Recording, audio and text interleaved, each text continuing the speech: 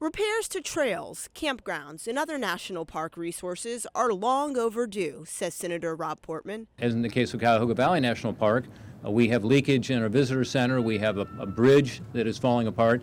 If you don't fix these things now, the costs only mount. Right now, the National Park Service faces a nearly $12 billion maintenance backlog. Senator Mark Warner says nearly $1 billion is needed for upgrades to roads and historic buildings in Virginia. Sacrificing our history, our legacy. Warner and Portman are part of a bipartisan effort to restore national parks and reduce the agency's debt. It didn't happen overnight.